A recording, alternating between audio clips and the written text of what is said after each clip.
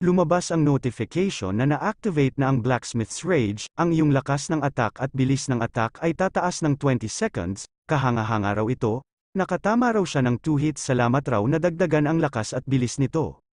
Higit pa raw, na-activate din ang Ignore Defense at Critical Hit nito, na nakapatay sa kanya ng 2 hits. Lumabas ang notification na pinatay mo ang isang outlaw mula kay Winston, tumaas ng 6 na po ang iyong reputation sa Winston. Kalaban ka na ngayon ng lahat ng outlaw ng Winston. Nakakuha ka ng 4,300 experience points, sinasabi ng system ikaw ay nag-level up, lumabas ang notification na ikaw ay nag-level 8 na, hindi naman makapaniwala si Greed, plus 5 level sa isang level 3 para sa pagpatay ng level 35. Nasa 110 na raw ang stat points niya ngayon, ang mga abnoy na ito ay may mataas na attack power pero mababa ang depensa, para matalo ang mga natitira, kailangan niya raw maglagay ng mga points sa strength at agility, dahil may 4 pa rin ang natitira, gagamitin niya raw lahat dito. May lumabas na notification na naglagay ka ng 50 stat points sa strength. Naglagay ka ng 60 stat points sa agility, may lumabas na notification may 10 seconds ang natitira ng duration ng Blacksmith's Rage, napatay niya raw ang isa gamit ang natitira pang segundo, inatake ni Greed ang isa at tumalsik ito sa isang kasama niya. Tinatanong naman ng kasama niya kung okay lang raw ba siya. Sumagot naman ang kalbo na hindi raw siya mamamatay dito. Sinasabi naman ng orange ang buhok, mukha maswerte lang siya kanina, pero mabilis ang kanyang mga atake. At hindi raw sila pwedeng lumaban sa makitid na hagdanan na gamit ang malaking armas. Sa isip-isip naman ni Greed, hindi raw siya namatay kahit tumaas ang kanyang stats, masyado pa daw siyang mahina. Sa oras raw na ito, hindi na ma-activate ang option na nakuha niya sa critical hit. Pinapababa naman ng naka-orange na buhok si Greed sa hagdanan, kung gusto daw nito mabuhay bumaba na raw siya dyan. Bumaba na si Greed sa isip-isip naman ito na wala naman siya ibang choice kundi lumaban ng harapan. Tumetawa at sinasabi ng naka-orange na buhok na wala naman raw magbabago kung lalaban pa raw siya. Sa isip-isip naman ni Greed kung papalibutan nila siya, hindi daw siya tatagal kahit 2 o 3 hits. Pero may backup plan pa rin daw siya, mababa na daw ang health niya at malapit na raw sa 0 ang depensa niya, pero kung papalibutan daw nila siya, kaya niya raw silang patayin lahat ng sabay-sabay, ang kailangan niya raw ang health niya para matagalan ang laban, kaya yung lang daw ang kailangan niya. May lumabas ang notification na activate na ang legendary Blacksmith's Patience. Tataas ng 200% ang iyong health at defense at dexterity ng isang oras. Nagpapasalamat naman ang naka-orange ang buhok, dahil sa pagbibigay nito ng oras, bayaran niya raw siya ng buong presyo para sa pagpatay niya sa kasama nila. Inactivate ang legendary Blacksmith's Patience, tinatanong naman ng naka-orange na buhok kung handa na raw ba siyang mamatay. Lumabas ang notification na ang legendary Blacksmith's Patience ay nabigo na mag-activate. Sinasabi naman ni Greed, hindi pa daw siya handa. Sumugod na ang kalbo at sinasabi mamatay ka na bastard. Nakaiwas si Greed at sinasabi na malaking failure ito. May activation condition daw ang skill niya. Nagsama-sama na ang mga abnoy para atakehin si Greed. Hindi naman nakaiwas si Greed at tinamaan ito, uminom agad ito ng red potion, at sinasabi na ang aking max health ay nasa 316. Bakit kailangan daw niya uminom ng intermediate potion na nagpapagaling ng 1,500 health? 20 seconds hanggang magamit daw niya ang susunod. Kung hindi raw siya sasabay, mamamatay siya, hindi naman niya namamalayan na may papalapit sa kanya, buti na lang daw na block niya ito gamit ang arrow na gamit niya, pero hindi ito sapat para ma-block ang atake ng kalaban. May lumabas na notification na nakatanggap ka ng 200 na pinsala. May kasunod agad na paatake sa ibang mga kasama nito. Pero nakaiwas naman si Greed. Sinasabi ni Greed na wala siyang pagpipilian kundi gumamit ng potion. May lumabas na notification na gumamit ka ng intermediate strength potion, tumaas ng 50 ang iyong lakas sa loob ng 5 minuto. Gumamit ka ng intermediate agility potion, tumaas ng 50 ang iyong agility sa loob ng 5 minuto. 10 gold raw para sa isang bote, nasa 24,000 won ang lahat, sayang lang raw ang pera para sa malaking pagkain sa B-grade quest. Sumisigaw ang naka-orange na buhok na lapitan niyo siya. Mabilis lang naman naiwasan ang mga pag-atake ng mga kalaban. Sinasabi nila na madulas daw siya at parang ill. Subukan ninyong iwasan hanggang sa kaya nyo. Nahihirapan si Greed. Dahil nagsabay-sabay sila at kahit raw na nakabuff na siya, kailangan niya daw ng oras para makapagpahinga. At ang legs niya daw ay namamanhig na. Nagtaka naman ang mga Abnoy bakit raw ito huminto. Tumatawa sinasabi ni Greed, mas mahirap sa akala mo, no? Hindi kita papatayin, kaya umalis ka sa kontrata. Sumisigaw na sinasabi na huwag raw silang kausapin. Pinatay niya raw ang kasama nila na si Neil. Alam niya raw ba ito? Wala daw sila pakialam sa kontrata, papatayin daw nila siya. Sumagot naman si Greed, hindi ka talaga magsisisi. Sinabi niya daw na hahayaan niya na sila. Sa isip-isip ni Greed na halos tapos na daw ang cooldown na potion effects, hahayaan niya muna daw magpatuloy ang mga usapan. Sinasabi ng lalaki na tumigil na raw siya sa kagaguhan. Siya lang daw ang mamamatay, tignan niya raw ang kanyang sarili. Paano niya raw papatayin ang sinuman sa kanila gamit ang paa na iyan? Bigla naman umatake si Greed at napatay niya ang kanina pa nagsasalita. Paano niya daw siya napatay? Nagulat naman ang dalawang mga Abnoy. Sinasabi ni Greed kung sino daw ang nagsabi sa iyo na bitawan niyo ang iyong mga guard. Hindi raw sila close para magkaroon ng malalim na usapan.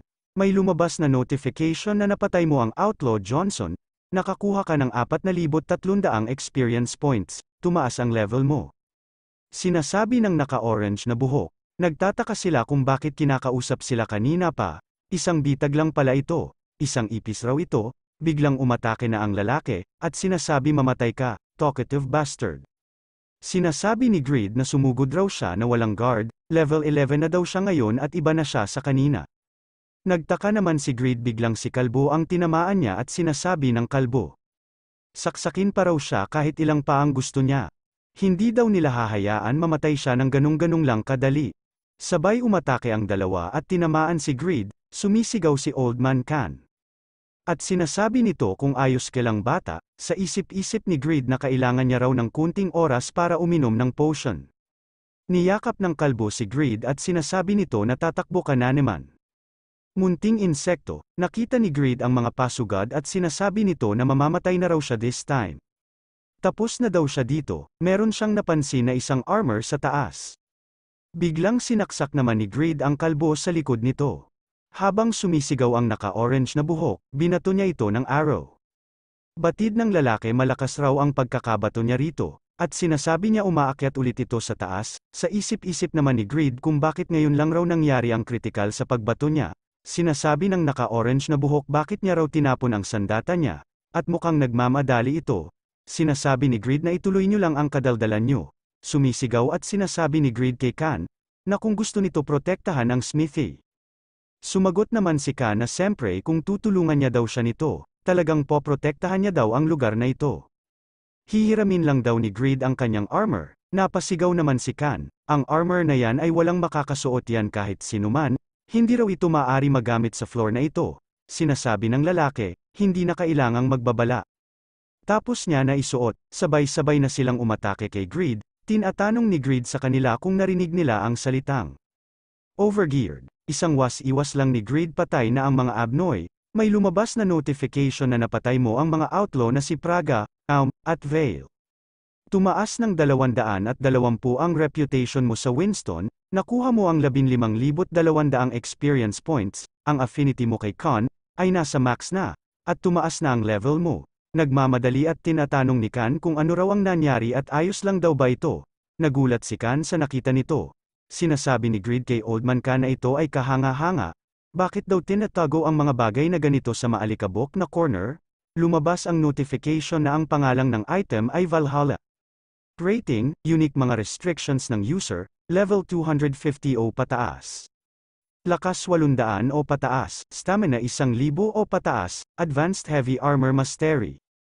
Creator, Albatino, name ng item ay Dynalafref's post sheet. Rating, unique mga restrictions ng user, level 250 o pataas, lakas ng 1,800 o pataas, advanced sword mastery. Creator, Albatino, batid ni Greed na si Albatino ay hindi ka panipaniwala. Nagtataka na sinasabi ni Khan, bata kilala mo ba si Albatino? Alam mo ba kung gaano kahalaga ang item na ito? Nalaman mo pa kung sino ang creator name? Sinasabi ni Greed, nalaman lang raw niya sa pagtingin sa equipment na ito, natamba bilang si Khan sa pagkagulat at sinasabi ni Greed na high blood pressure ba siya? Bigla siyang nahimatay dahil siguro alcoholic siya. Kaya mag-ingat ka pag matanda ka na. Simula nang cleared ko na ang quest na ito dapat tumigil na ako sa pagiging nosy. Maghahanda na raw si Greed sa susunod na quest, Biglang naalala niya ang quest niya at na-realize niya bigla na may quest pala ito. Pilit ginigising ni Grid si Khan dahil may quest pa ito. Huwag muna raw itong mamamatay. Nagtataka at sinasabi ni Valmont na nawala ang mga gangster na pinadala nila sa smithy. Tumakas ba sila pagkatapos makuha ang pera? Humingi naman ng apologize ang lalaki dahil siya ang nag-recommend ng mga gangster na ito. Sumagot naman ito at pinapatahimik ang lalaki dahil siya raw ang may responsibilidad. Sinasabi ni Valmont, hindi dapat raw malugi ang merchant. Bayaran niya daw siya para sa advance payment at compensation para sa failed commission. Wala daw pera ang lalaki. Bigyan niya raw ito ng isa pang chance, kung wala raw itong pera. Sinasabi ni Valmont na kailangan niya daw kumita. Dapat raw ibenta niya ang maraming members ng pamilya niya sa slave market. Pinag-utos ni Valmont na ilayo na nila ang lalaki sa kanya, nagmamakaawa naman ang lalaki, tinatanong ni Valmont kay Rabbit kung ano ang nangyari. Sumagot naman ito, hindi niya daw alam. Sigurado daw sila na umabot sila sa smithy, pero nawala sila pagkatapos. Rabbit Valmont's strategist, batid ni Valmont na kailangan daw nila makuha ang lahat ng smithy sa village na ito, dahil hindi raw nila makuha ang isa na yan. Saan daw ba si Old Man Khan? Sa isip-isip ni Rabbit na iniwan niya ang isang loyal na subordinate na nagsisilbi sa kanya ng 10 taon. Mayabang at malupit talaga, sumagot naman ito sa tanong ni Valmont, 2 oras ang nakaraan, dinala siya sa klinik ng isang hindi kapamilyang bata. Sinasabi ni Valmont isang bata, wala ba kayong alam tukol sa kanya? Nag-import at nagbenta raw sila ng mga murang armas at gumawa ng kontrata para lang makuha ang smithy na yan, sa wakas makukuha natin siya. Hindi natin pwedeng palampasin ang pagkakataong ito. Inutusan na niya si Rabbit at sinasabi na siya na raw ang bahala ngayon. Sumang-ayon naman si Rabbit.